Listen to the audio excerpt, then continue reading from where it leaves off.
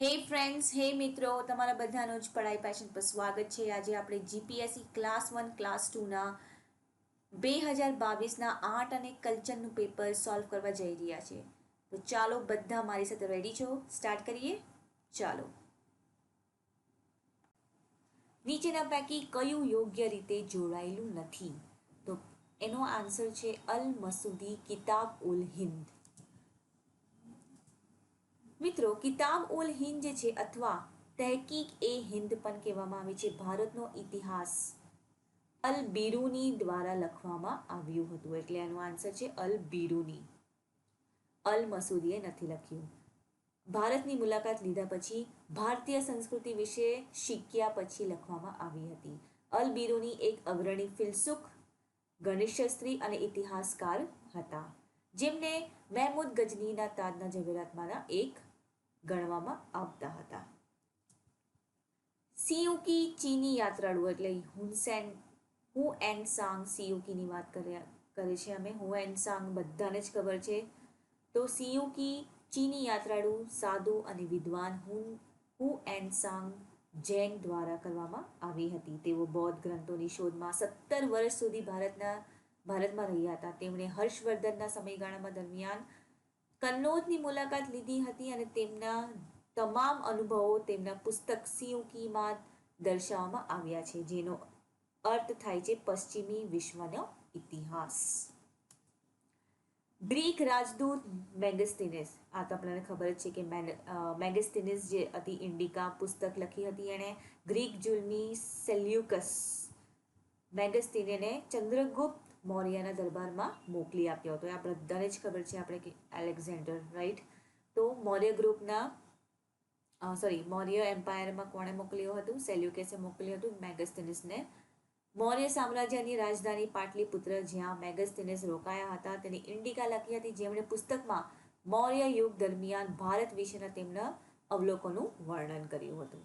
મિત્રો, ઇબન બતુતા જે રહીલા લખી છે એણે, તેમના પ્રવાસના વર્ણનો પુસ્તકો રહીલા માય ટ્રેવલ્સમાં પ્રકાશિત થઈ છે.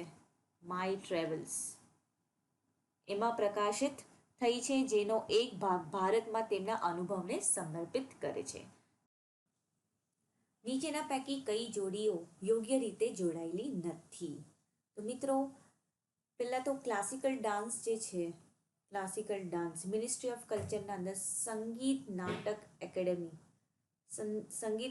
એકેડેમીના અંદર 8 ક્લાસિકલ ડાન્સીસ ઓળખાવવામાં આવે છે. મિત્રો, તો અહીંયા પહેલું છે કુચીપુડી. કુચીપુડી જે છે તમિલનાડુનું નથી, આંધ્રપ્રદેશનું છે મિત્રો, એટલે આ ખોટું છે. સત્રિય આસામ, ભરતનાટ્યમ તમિલનાડુ, બંને સાચા છે આ, એટલે આન્સર છે સી ખોટું.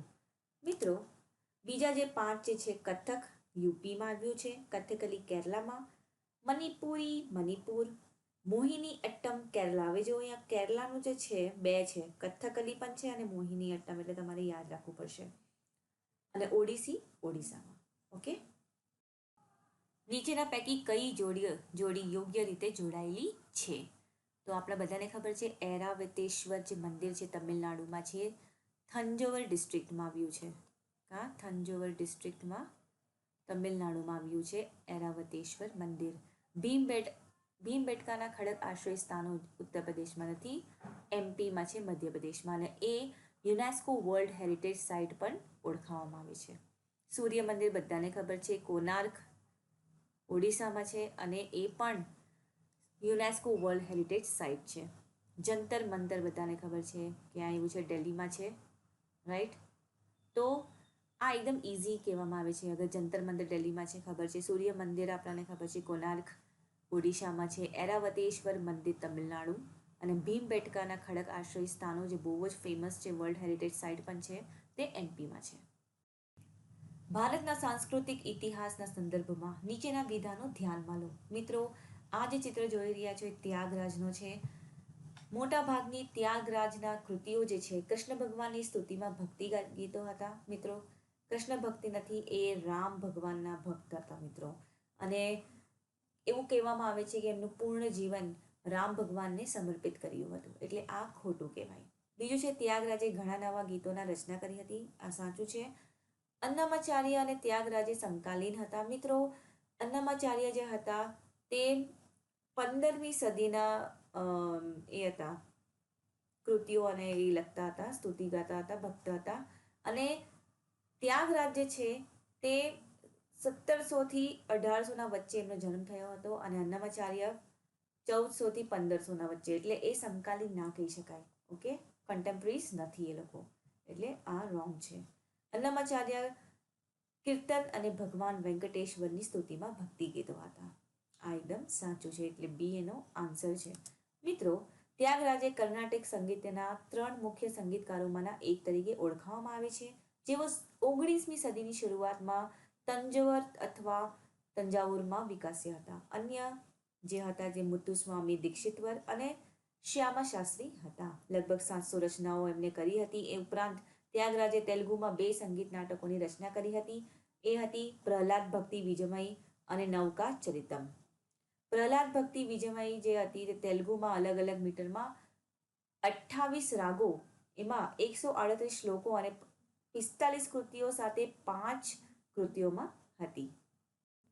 રંગભૂમિના આ વિશેષ સ્વરૂપમાં 2 વર્ણનકારો નાટક ભજવે છે, જે મુખ્ય વિચાર અને ભગવાન શંકરને લાગતો હોય છે. મિત્રો, ભગવાન શંકરને લાગતો હોય છે તે કયું છે? તે રંગભૂમિ તે છે દસકથિયા. એ ઓડિશામાં આવ્યું છે. મિત્રો, આ લોક સ્વરૂપ મુખ્યત્વે ભગવાન શિવની ઉપાસના સાથે સંકળાયેલું છે અને આ રીતે પ્રદર્શન દરમિયાન ભગવાન શિવને સમર્પણ તેના વિવિધ સ્વરૂપો જેવા કે રુદ્ર, હર, મહાદેવ, શંકર અને ભોળાનાથ વગેરેના ઉલ્લેખ કરવામાં આવે છે. તેમની સાથે અન્ય દેવી દેવતાઓ જેમ કે વિષ્ણુ, કૃષ્ણ, ગણેશ, દુર્ગા અને કાલી વગેરેની મહાનતાની પણ પ્રશંસા કરવામાં આવે છે. આ દસકથિયાનું પ્રદર્શન ધાર્મિક અને બિન સાંપ્રદાયિક પ્રકૃતિઓને માનવામાં આવે છે. નૃત્યનું નામ જે પડ્યું છે અનુક્રમે દાસ અને કાથી શબ્દ પરથી પડ્યું છે, જેનો અર્થ છે ઉપાસકો અને લાકડીઓ. નીચેના વિગત ધ્યાનમાં લો. મિત્રો, આ જે છે ઉપરના પૈકી કઈ ભાષાઓ પ્રશિષ્ટ એટલે કે ક્લાસિકલ ભાષાઓ તરીકે ઘોષિત કરવામાં આવી છે? પહેલા તો કે કેટલી ક્લાસિકલ ભાષાઓ છે આપણા ઇન્ડિયામાં. આ સંસ્કૃત, મલયાલમ, કન્નડ, તેલુગુ અને તમિલ, આ બધા જ ક્લાસિકલ ભાષાઓ છે. મિત્રો, હાલમાં ભારતમાં 6 ભાષાઓ છે જે ક્લાસિકલ સ્ટેટસનો આનંદ માણે છે. તે છે તમિલ 2004માં ઘોષિત કરી હતી, સંસ્કૃત, કન્નડ, તેલુગુ, મલયાલમ અને ઓડિયા. મિત્રો, એટલે કે 6 છે ભાષાઓ ક્લાસિકલ સ્ટેટસ જે ધરાવતા છે. તો મિત્રો, તમારે મને કમેન્ટ બોક્સમાં લખીને આપવાનું છે કે 8th શેડ્યુલમાં કેટલી ભાષાઓ છે? How many languages are there in 8th schedule? તમે મને કમેન્ટ બોક્સમાં ફટાફટ લખીને બતાવજો. ઓકે, નીચેના પૈકી કયું પુસ્તક વાસુદેવ કુટુંબકમનો બોધ આપે છે? મિત્રો, એ છે મહાઉપનિષદ. વસુદેવ કુટુંબકમની ઉત્પત્તિ મહાઉપનિષદમાં છે, જે એક પ્રાચીન અને કાલાતીત ભારતીય ગ્રંથ છે. સંસ્કૃત ભાષામાં વસુદેવનો અર્થ વિશ્વ અથવા તો પૃથ્વી કહેવામાં આવે છે. મિત્રો, જ્યારે કુટુંબકમનો અનુવાદ કુટુંબ થાય છે, જ્યારે ભાષાંતર કરવામાં આવે છે ત્યારે તે ગહન સંદેશને સમાવે છે જે વિશ્વ એક કુટુંબ છે. નીચેના પૈકી કઈ જોડી યોગ્ય રીતે જોડાયેલી નથી? મિત્રો, જોડાયેલી નથી 5 સિદ્ધાંતિકા જે છે વ્યાકરણ નથી. મિત્રો, 5 સિદ્ધાંતિકા જે છે વરા મિહિરે અથવા તો એને વરા અથવા મિહિરા પણ કહેવામાં આવે છે, એણે આ લખી હતી અને એ ભારતીય ખગોળશાસ્ત્રી, ગણેશશાસ્ત્રી અને જ્યોતિષી હતા, જેઓ ઉજ્જૈનમાં રહેતા હતા. મિત્રો, 5 સિદ્ધાંતિકા જે છે તેઓ સુપ્રસિદ્ધ શાસક વિક્રમાદિત્ય દરબારના નવરત્નોમાંના પૈકીના એક માનવામાં આવે છે, જે ગુપ્ત સમ્રાટ ચંદ્રગુપ્ત બીજા વિક્રમાદિત્ય હોવાનું માનવામાં આવે છે. આ જે 5 ખગોળશાસ્ત્રીય સંધિઓ હતી, એસ્ટ્રોલોજી હતી. મિત્રો, તે 5 અગાઉની ખગોળશાસ્ત્રીય પ્રણાલીઓનું સારાંશ છે, વ્યાકરણ નથી. જેમ કે સૂર્ય, રોમાંક, પોલિસા, વિશિષ્ટ અને પેતમહા સિદ્ધાંતો હતા. મિત્રો, ચંદ્રના કેલેન્ડરના આધારે એક મુહૂર્ત એટલે કેટલો સમયગાળો હોય છે? મિત્રો, બ્રાહ્મણોમાં મુહૂર્ત સમયના વિભાજનને સૂચવે છે. એટલે મુહૂર્ત, રાઈટ. તો દિવસનો 1/1/30 અથવા તો 48 મિનિટનો સમયગાળાને એક મુહૂર્ત કહેવામાં આવે છે. તો આન્સર છે ડી 48 મિનિટ્સ. અષ્ટાધ્યાયી કોણે લખ્યું છે? અષ્ટાધ્યાયી મિત્રો કોણે લખ્યું છે? 2000 કરતાં વધુ વર્ષ પહેલા લખાયેલું અષ્ટાધ્યાયી અથવા તો 8 પ્રકરણ જે છે 4th સદી BC ના અંતમાં વિદ્વાન પાણિની દ્વારા લખાયેલ એક પ્રાચીન ગ્રંથ છે. તે એક ભાષાકીય લખાણ છે જેણે સંસ્કૃત કેવી રીતે લખવું અને બોલવું તે માટેનું ધોરણ નક્કી કરે છે મિત્રો. તો આન્સર છે પાણિની.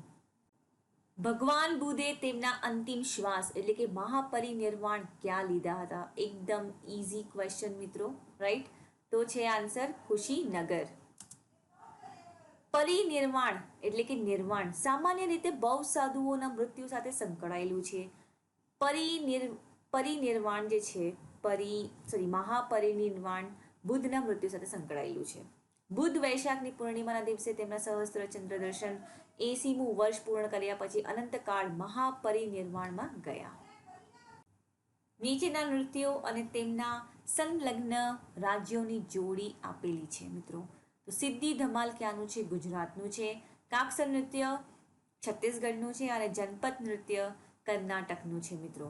તો બધા જ સાચા છે.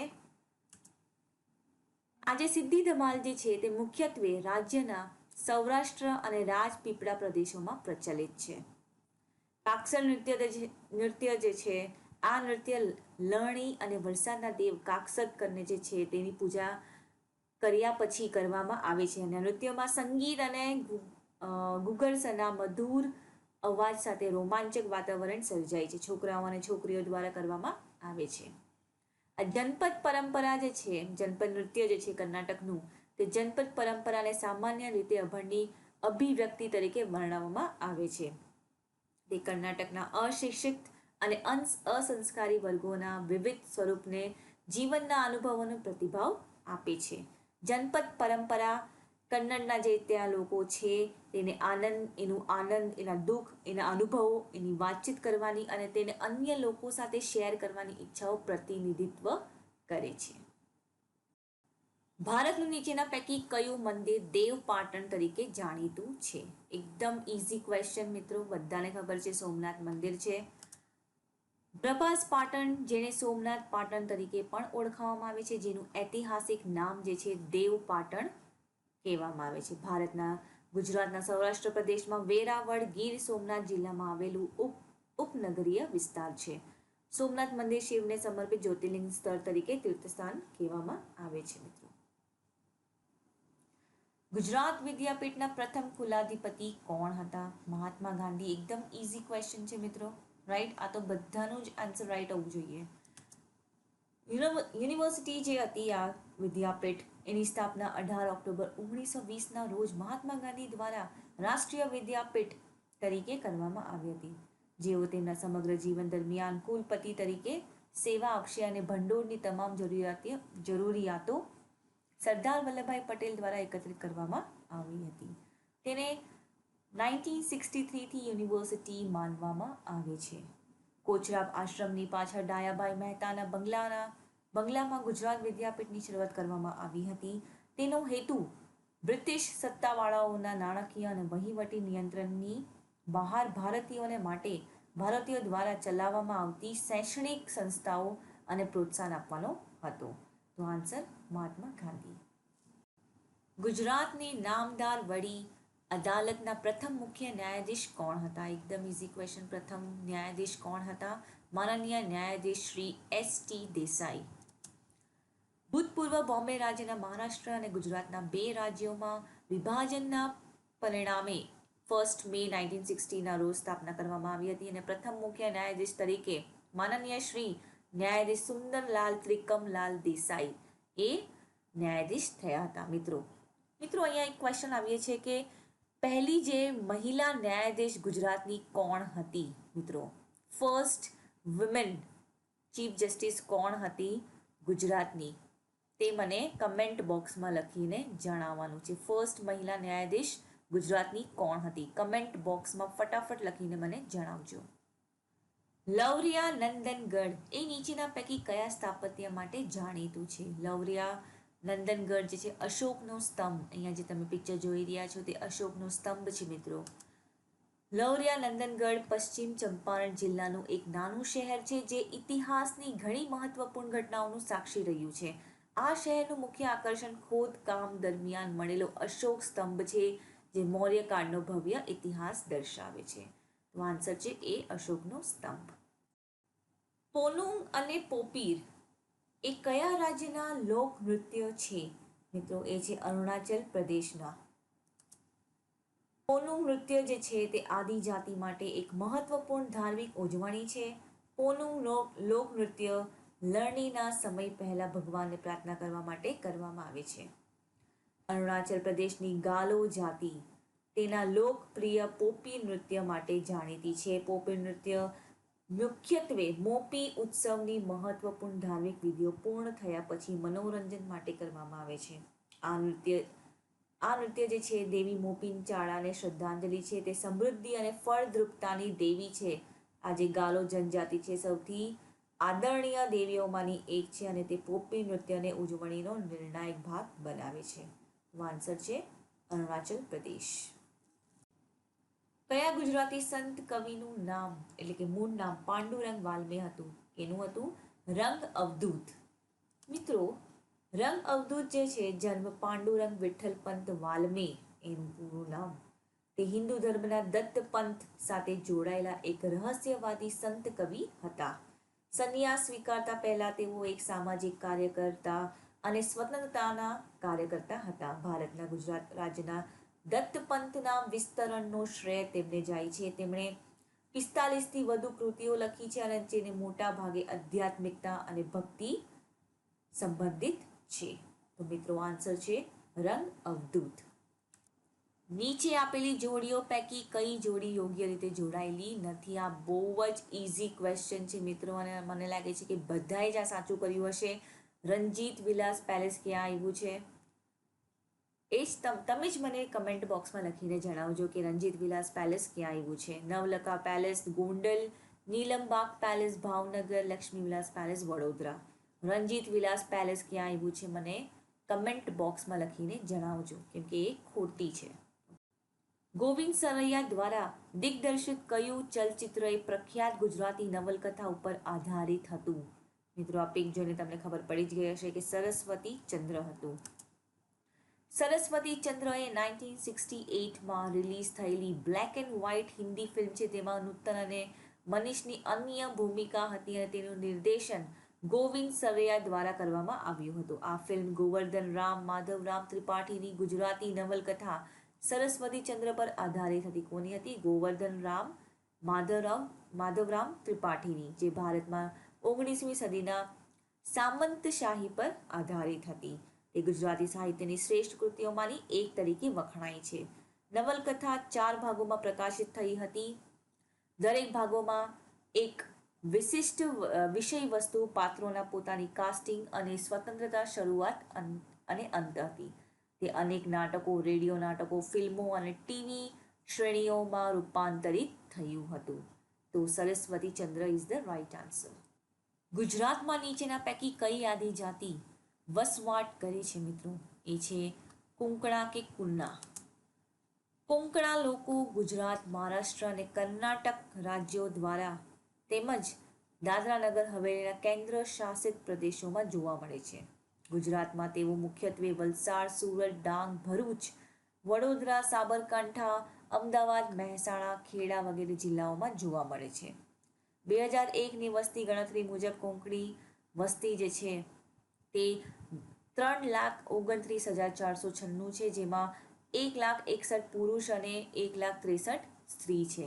કોંકણા ગુજરાત રાજ્યની કુલ આદિવાસી વસ્તીના 4.4% એટલે કે 4.4% ધરાવે છે મિત્રો. તો આન્સર એ.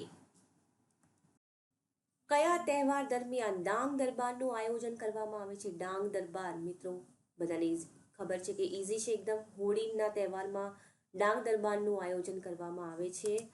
ડાંગ દરબાર એ 3 દિવસીય સાંસ્કૃતિક તહેવાર છે જે દર વર્ષે હોળી સાથે ઉજવવામાં આવે છે. ડાંગ દરબાર ડાંગ જિલ્લાના આહવામાં સાપુતારા પર્વતમાળામાં થાય છે. આ પ્રદેશના આદિવાસી નૃત્યો જોવા માટે અદ્ભુત છે. લોકો એકબીજાને કમરથી પકડીને કેન્દ્રિત વર્તુળોમાં ફરે છે. આ જેવી રીતે જોઈ શકો છો તમે અહીંયા પરક્યુશન અને પવનના સાધનોના તાલે નૃત્યો કરે છે. ઘણા સંગીતના સાધનો આ જિલ્લાના લાક્ષણિકતા છે. બધા પુરુષો કમરકોટ અને રંગીન પાઘડી સાથે સી વસ્ત્રો પહેરે છે. અહીંયા તમે જોઈ શકો છો કે કઈ રીતે એ લોકોએ સી વસ્ત્રો પહેર્યા છે. સ્ત્રીઓ ભારે ચાંદીના ઘરેણા સાથે સાડી પહેરે છે. મિત્રો તો આન્સર છે એ હોડી. સૌ પ્રથમ વખત રંજીત રામ સુવર્ણ ચંદ્રક પ્રાપ્ત કરનાર કોણ હતા? તે હતા મિત્રો ઝવેરચંદ અથવા ઝવેરચંદ કાલિદાસ મેઘાણી. રંજીત રામ સુવર્ણ ચંદ્રકની સ્થાપના ગુજરાત સાહિત્ય સભા દ્વારા કરવામાં આવી હતી અને તેને ગુજરાતી સાહિત્યનો સર્વોચ્ચ સાહિત્ય પુરસ્કાર ગણવામાં આવે છે. આ પુરસ્કાર જાણીતા ગુજરાતી લેખક રંજીત રામ મહેતાના નામ પરથી રાખવામાં આવ્યું હતું અને 1928ની એનાયત કરવામાં આવી હતી. ઝવેરચંદ કાલિદાસ મેઘાણી એક ભારતીય કવિ, લેખક, સમાજ સુધારક અને સ્વાતંત્ર્ય સેનાની હતા. તેઓ ગુજરાતી સાહિત્ય ક્ષેત્ર જાણીતું નામ છે. તેમનો જન્મ ચોટીલામાં થયો હતો, જ્યાં આ સાહિત્યિક વ્યક્તિ માટે સરકારી કોલેજનું નામ રાષ્ટ્રીય શાયર ઝવેરચંદ મેઘાણી કોલેજ ચોટીલા રાખવામાં આવ્યું હતું. મહાત્મા ગાંધી સ્વયંભૂ તેમને રાષ્ટ્રીય શાયર એટલે કે રાષ્ટ્રીય કવિનું બિરુદ આપ્યું હતું. આ ઉપરાંત તેમને સાહિત્યના રંજીત રામ સુવર્ણચંદ્રક અને મહિલા પારિતોષિક જેવા અનેક પુરસ્કારો મળ્યા હતા. કરણ ઘેલો નવલકથા રચયિતા કોણ હતા? તે હતા મિત્રો નંદશંકર મહેતા. કરણ ઘેલો જે હતા ગુજરાતનો છેલ્લો રજપૂત રાજા એ નંદશંકર મહેતાની ગુજરાતી ઐતિહાસિક નવલકથા છે. તે 1866માં પ્રકાશિત થઈ હતી અને તે ગુજરાતીમાં પ્રથમ મૂળ નવલકથા હતી. 2015માં પુસ્તકનો અંગ્રેજીમાં અનુવાદ થયો હતો. નવલકથા કરણ ગુજરાતના છેલ્લા વાઘેલા શાસક દર્શાવે છે મિત્રો, જેને 1298 અલાઉદ્દીન ખિલજીના તર્કી દળો દ્વારા પરાજિત કરવામાં આવ્યો હતો. આ નવલકથા શૈક્ષણિક હેતુ માટે લખવામાં આવી હતી. તે વિવિધ ઐતિહાસિક સ્ત્રોતો પર આધારિત હતું, પરંતુ લેખકે કેટલીક ઘટનાઓના નિરૂપણમાં સ્વતંત્રતા લીધી હતી. નવલકથા સામાજિક તેમજ ધાર્મિક મુદ્દાઓ સાથે વ્યવહાર કરે છે. પુસ્તક સારો પ્રતિસાદ મળ્યો હતો અને મરાઠી અને અંગ્રેજીમાં તેનો અનુવાદ થયો હતો. તેને નાટકો અને ફિલ્મોમાં રૂપાંતરિત કરવામાં પણ આવ્યું હતું. જ્ઞાનપીઠ એવોર્ડ પ્રાપ્ત કરનારા ગુજરાતી લેખકોની સંખ્યા કેટલી છે? મિત્રો એ છે 4. જ્ઞાનપીઠ પુરસ્કાર જે છે સૌથી જૂનો અને સર્વોચ્ચ ભારતીય પુરસ્કાર છે, જે ભારતીય જ્ઞાનપીઠ દ્વારા લેખકને તેમના સાહિત્ય પ્રત્યેના ઉત્કૃષ્ટ યોગદાન માટે દર વર્ષે આપવામાં આવે છે. 1961માં સ્થપાયેલ આ પુરસ્કાર ભારતના બંધારણ અને અંગ્રેજીની 8મી અનુસૂચિમાં સમાવિષ્ટ ભારતીય ભાષાઓમાં લખનારા ભારતીય લેખકોને જ આપવામાં આવે છે, જેમાં કોઈ મરણોત્તર કોન્ફરન્સ નથી. મિત્રો મેં એક ક્વેશ્ચન પૂછ્યું હતું કે 8મી અનુસૂચિમાં 8th શેડ્યુલમાં કેટલી લેંગ્વેજીસની સમાવિષ્ટ કરી છે, કેટલી ભાષાઓ એમાં સમાવિષ્ટ છે, કેટલી ભાષાઓ છે તે મને કમેન્ટ બોક્સમાં લખીને જણાવવાની છે. તો મિત્ર એ 4 કયા કયા છે?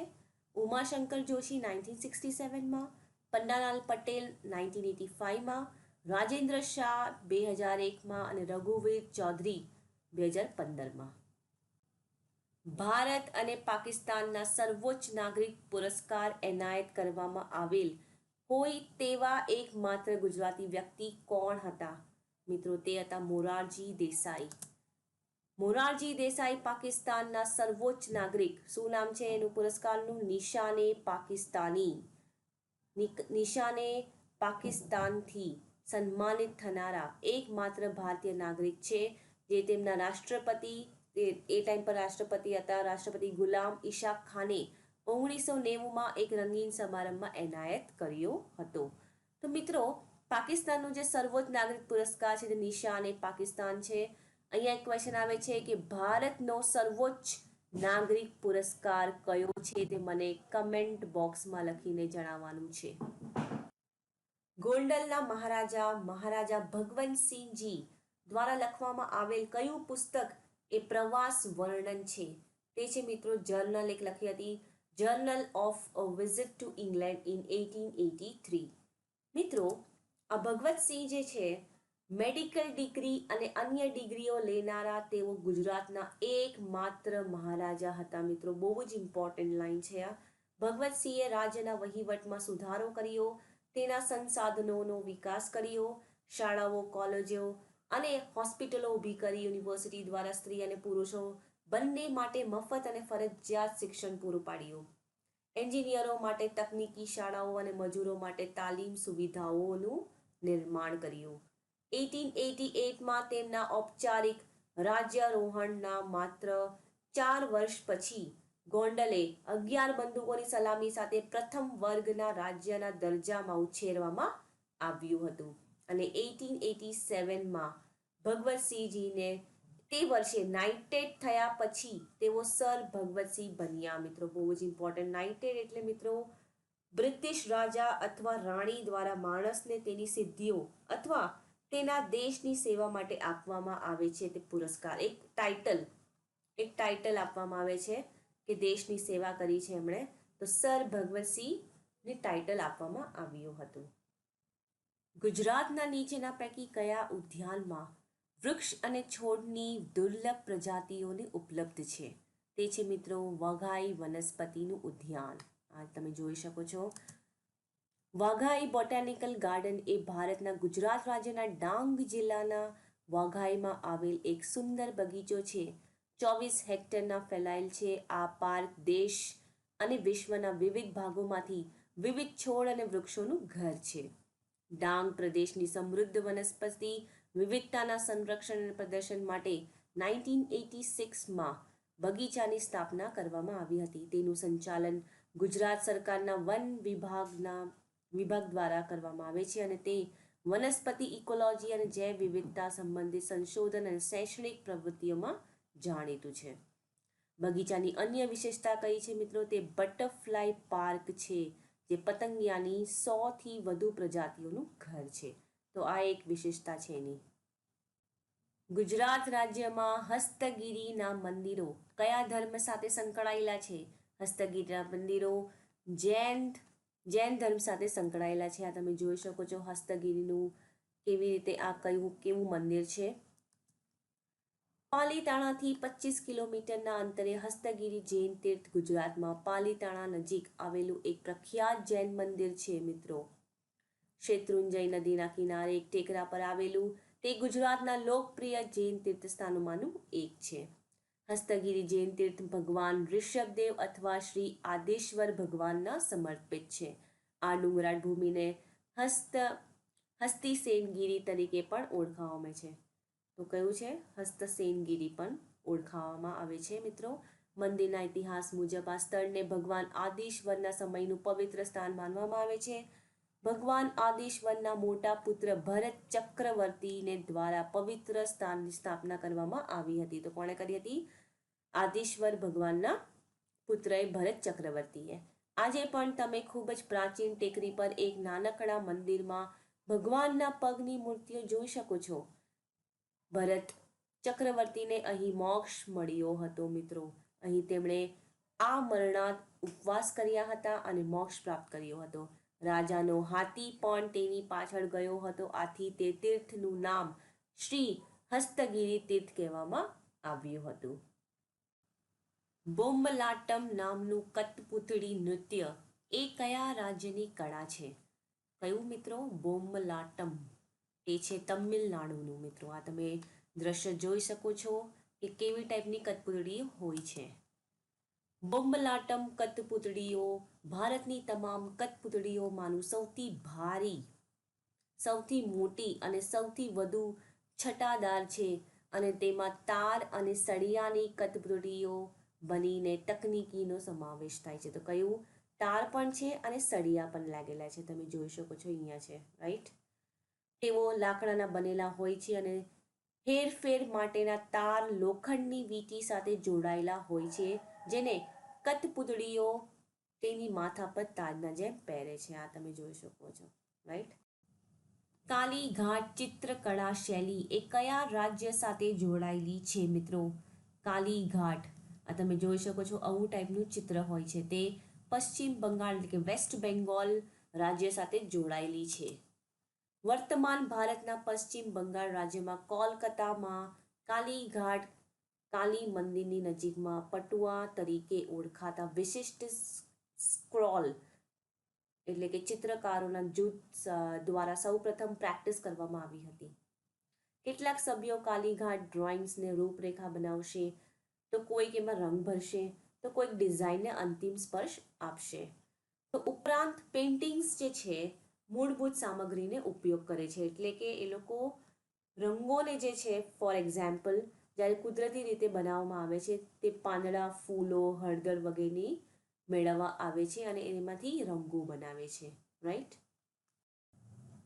કેલુચરણ મહાપાત્ર સુપ્રસિદ્ધ ભારતીય શાસ્ત્રીય નૃત્યકાર તે કઈ કળાના પુરસ્કર્તા છે મિત્રો? તે છે મિત્રો ઓડિસી નૃત્ય.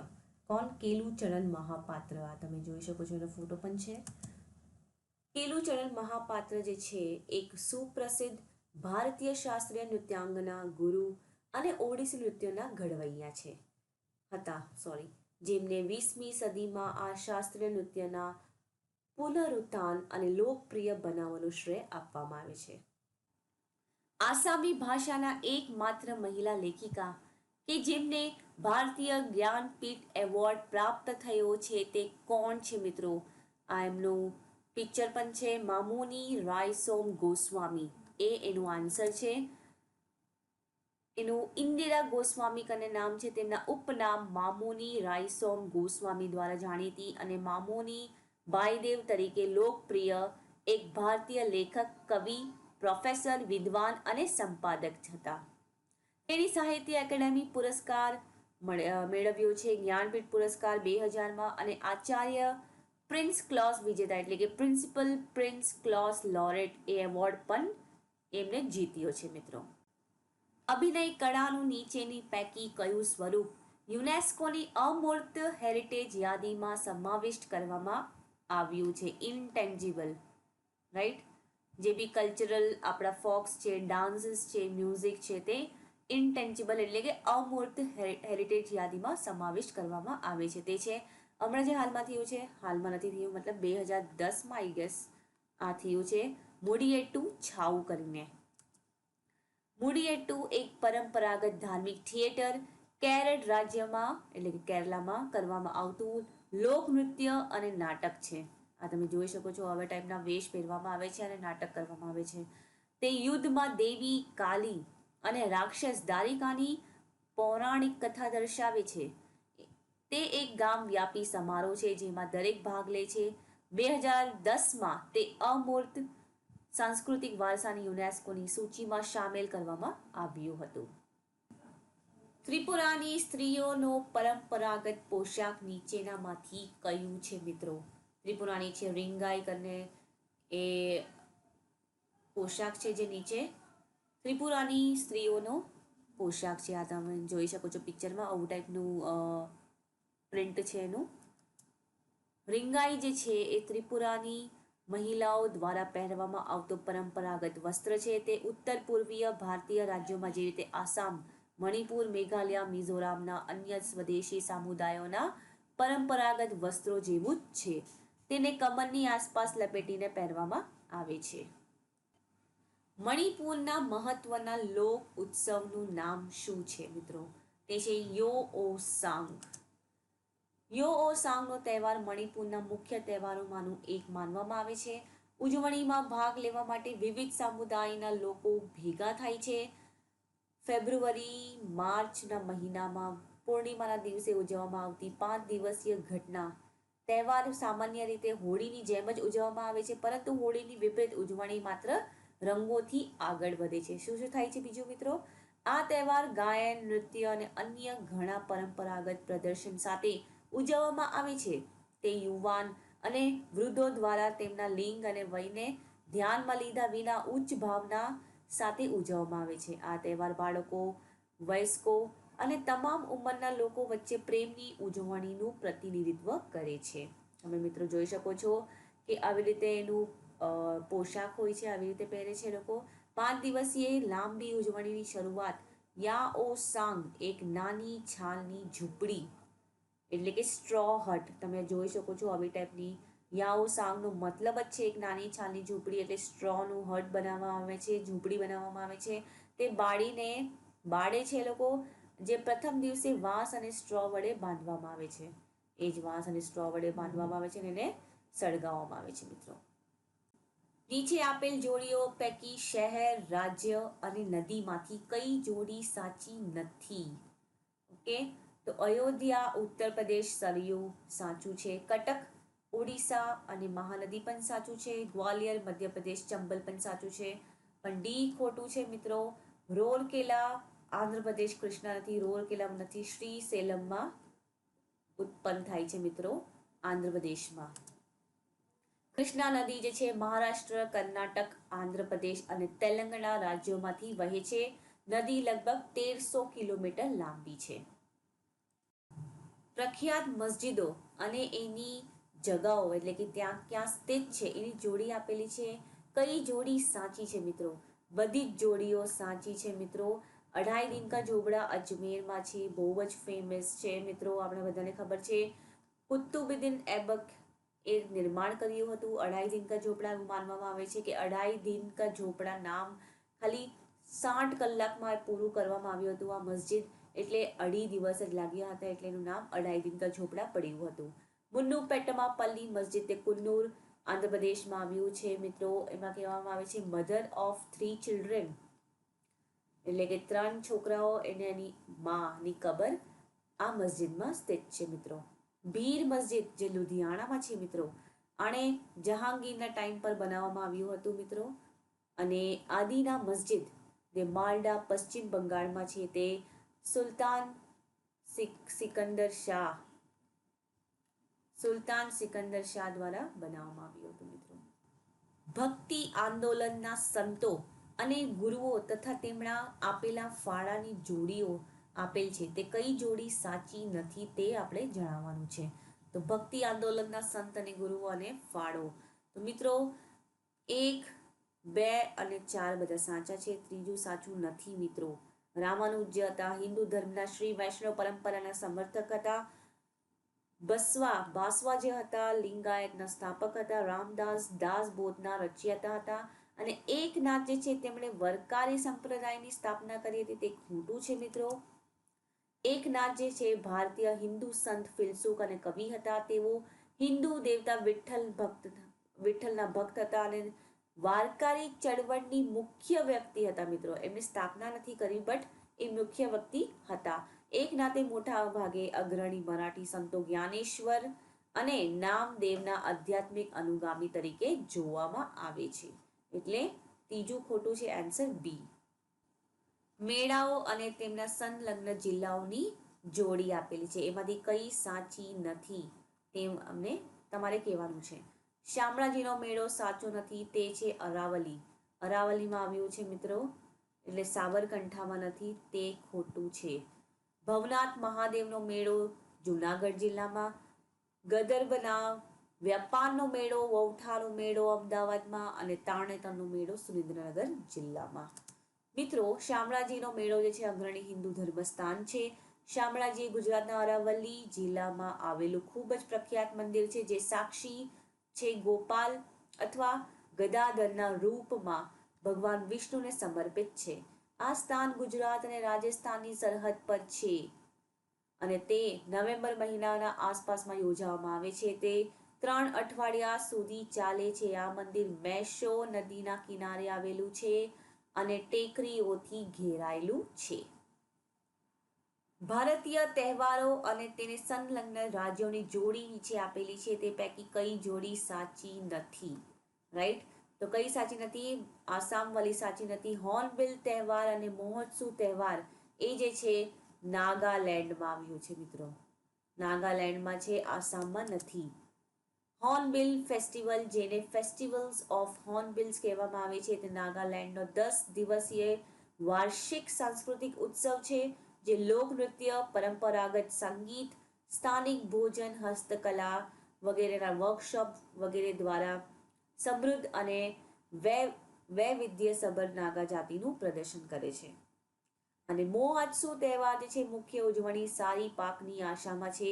આદિવાસીઓ ખેતરોમાં બીજ વાવ્યા પછી આ તહેવાર નિહાળે છે અને માનવામાં આવે છે કે લોકોને એક સાથે લાવે છે, તેમની વચ્ચે બંધનને પ્રોત્સાહન આપે છે. આ 3 દિવસીય ઉત્સવ ખૂબ જ ધામધૂમથી ઉજવવામાં આવે છે. આ તમે જોઈ શકો છો પિક્ચર, હોર્નબિલ તહેવાર. ઉપર જે સંગીતના વાજિંત્રો છે અને તેમને વગાડનાર વ્યક્તિઓની જોડી આપેલી છે. તો નીચેના પૈકી યોગ્ય વિકલ્પ પસંદ કરવાનું છે. તો સંગીત, વાજિંત્ર અને વ્યક્તિ. મિત્રો, પેલું જે છે સંતૂર, તે પંડિત શિવકુમાર શર્માનું જ છે. વાંસળી જે વગાડે છે હરિપ્રસાદ ચૌરસિયા, પન્નાલાલ ઘોષ. સિતાર પંડિત રવિશંકર અને વાયોલિન વીજી જોગ. મિત્રો, આવા ટાઈપના ક્વેશ્ચન જે છે તે મેમરી બેઝ છે, તમને યાદ રહ્યું તો ઠીક એવું ટાઈપનું છે, રાઈટ. નીચે આપેલા વિધાનો પૈકી કયા વિધાનો સાચા છે? ગુજરાત ગ્રંથાલય સંગઠન એટલે કે ગુજરાત લાઇબ્રેરી એસોસિએશનની સ્થાપના 1939માં કરવામાં આવી હતી. સાચું છે. રાજ્યમાં 2 સાંસ્કૃતિક ગ્રંથાલયો છે, એક અમદાવાદમાં અને એક બરોડામાં. અમદાવાદ ખાતેનું ગુજરાત વિદ્યાપીઠ ગ્રંથાલય રાજ્ય ગ્રંથાલય છે, જે સ્વાયત્ત સંસ્થાઓ દ્વારા ચાલતું બિન સરકારી ગ્રંથાલય છે. સાચું છે. બીજું ગ્રંથાલય બરોડામાં મધ્યસ્થ ગ્રંથાલય વડોદરા છે. એકદમ સાચું, બધા જ સાચા છે મિત્રો. નીચે આપેલા વિધાનો ચકાસો. એક તો આ એકદમ મોટું ક્વેશ્ચન છે, ટાઈમ કન્ઝ્યુમિંગ ક્વેશ્ચન છે, આખું વાંચવું પડે, અને બીજું એક બોરિંગ બી લાગે, હે ને, મોટું ક્વેશ્ચન હોય તો સાંથાલી નૃત્ય જે છે, સાંથાલી નૃત્ય એ પશ્ચિમ બંગાળનું છે, ઝારખંડ, ઓડિશા અને આસામના સાંથાલી આદિજાતિના લોકો દ્વારા ભજવવામાં આવે છે. તે તમણા અથવા તુમડા ઢોલકથી પરક્યુશન વાજિંત્રોના સંગીત દ્વારા આકર્ષક વાંસળી સંગીત સાથે પુરુષો અને સ્ત્રીઓ દ્વારા અભિનીત કરવામાં આવે છે. મિત્રો, પરક્યુશન ઇન્સ્ટ્રુમેન્ટ્સ એવા ઇન્સ્ટ્રુમેન્ટ્સ હોય છે જે આપણે માની લો કે પ્રહાર કરીએ કે કોઈને મારીએ, આમ કેવો અવાજ આવે, શેકિંગ વાળું કરીએ, એમ ધ્રુજારી જેવો આપણે અવાજ આવે તેવું, એવા ટાઈપના ઇન્સ્ટ્રુમેન્ટ સંભળાય છે, જેવા ટાઈપના અવાજો સંભળાય છે, જે પ્રહાર કરે કે શેકિંગ કરે કે સ્ક્રેપિંગ કરે, એવા ટાઈપના. ઓકે. વાંસ નૃત્ય મિઝોરામમાં છે. તે ચેરવ આદિજાતિના પુરુષો દ્વારા અથવા તો સ્ત્રીઓ દ્વારા કરવામાં આવતું છે. તે પ્લેફુલ ડાન્સ રમત નૃત્ય છે.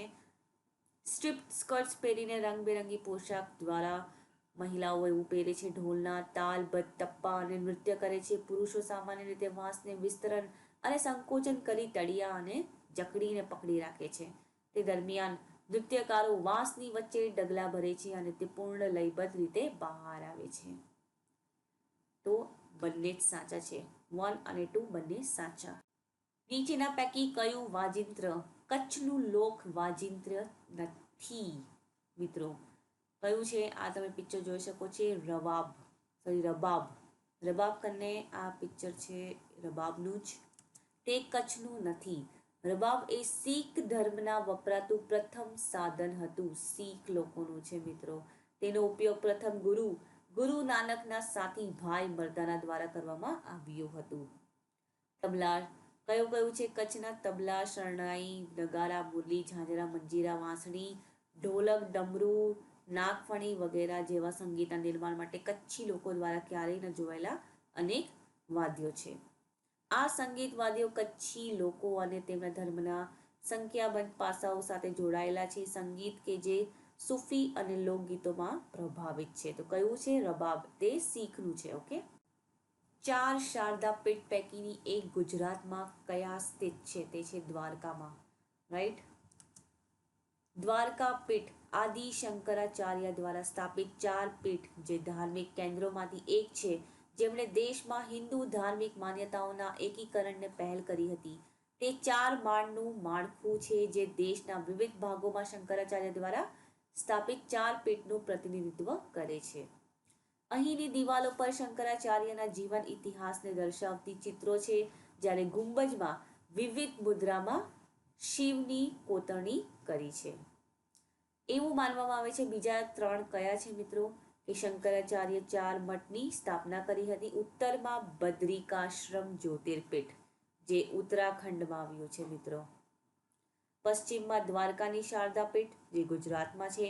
પૂર્વમાં પુરીમાં ગોવર્ધન પીઠ ઓડિશા અને કર્ણાટકના ચિક્કામગલુર જિલ્લામાં શ્રીંગુરી શારદા પીઠમ. તો આ 4 જે શારદા પીઠ છે મિત્રો, યાદ રાખવું આ 4.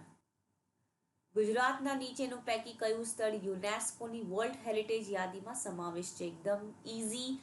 ન્યૂઝમાં પણ હતું ઢોલાવીરા. ઢોલાવીરાની આ સાઇટ છે મિત્રો. ધોળાવીરા હડપ્પન શહેર દક્ષિણ એશિયામાં ત્રીજીથી મધ્ય બીજી સહસ્ત્રબદી બીસી સુધીની બહુ ઓછી સારી રીતે સચવાયેલી શહેરી વસાહતમાંનું એક છે મિત્રો.